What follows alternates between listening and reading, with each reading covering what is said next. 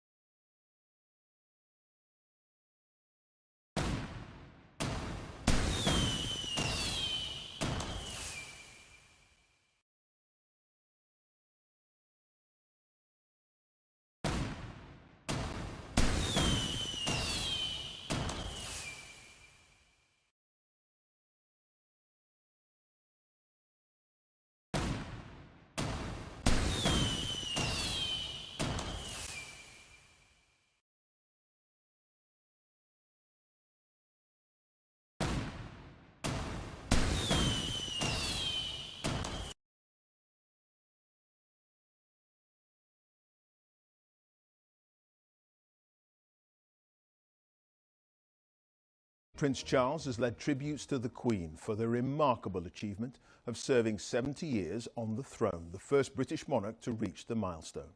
Her accession came on this day back in 1952, with the Prince now welcoming his mother's platinum anniversary announcement of her wish that his wife, Camilla, be known as Queen Consort when he becomes king. He says he and the Duchess of Cornwall are deeply conscious of the honour. Here's our royal correspondent, Nicholas Witchell. I look forward to continuing to serve you with all my heart, the pledge of a monarch who's already done her duty for 70 years and whose commitment clearly remains undimmed despite the passage of years.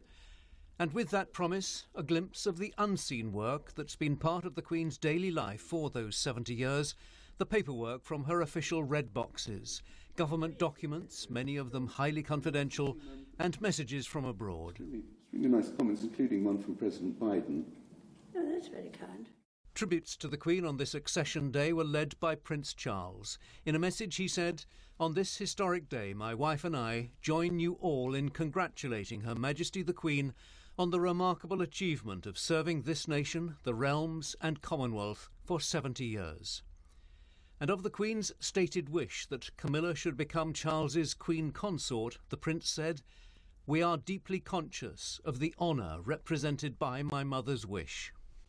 The Prince of Wales is clearly delighted at the Queen's endorsement of Camilla's future status as Queen Consort, and it really is a remarkable transformation. Not so many years ago, the Queen would not even meet her. When Charles and Camilla married in April 2005, the ceremony had to be conducted at Windsor Registry Office. Such were the sensitivities about the circumstances which had led to the breakdown of Charles's first marriage to Diana, Princess of Wales. The Queen only felt able to join them for the blessing at St George's Chapel. During that service, the couple sought forgiveness for previous sins. It was said then that when Charles took the throne, Camilla would be known simply as Princess Consort. But in the years since, Camilla has proved a staunch member of the royal family. She's brought Charles great happiness and won the trust and affection of the Queen. Charles once described Camilla as a non-negotiable part of his life. Now she will, as Charles has always hoped, be crowned alongside him at his coronation. That should be the case is at the personal initiative of the Queen. 70 years? Extraordinary, isn't it? But until that day, it is Elizabeth who will continue to occupy the throne. In her Accession Day statement, she said she was humbled by the loyalty and affection she continued to receive. She signed her message, "Your servant, Elizabeth R." Nick, it was a significant Platinum Jubilee statement from the Queen this weekend. I mean, what struck you most about it, do you think? Clive, first and foremost, her absolute commitment to continue. Now, it really could not be clearer. She commits herself again to that 1947 pledge. You remember the one, whether my life be long or short, I devote it to your service. She says quite explicitly, I look forward to continuing to serve you with all my heart. Yes, she has reigned now for 70 years, and she will continue to the end. She is a little more frail physically, that's what people who saw her at Sandringham yesterday said, but mentally she remains as sharp, active and engaged as possible.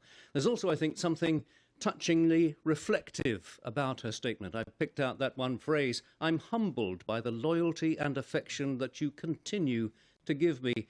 There's a simplicity, a modesty, as the Archbishop of Canterbury said a few days ago. One of her themes is, it's not about me, and that, I think, comes through very strongly.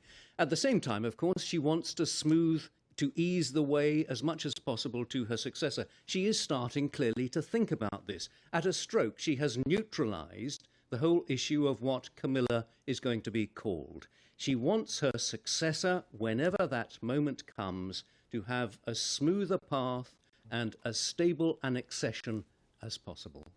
Okay, Nick, many thanks. Nick Witchell there.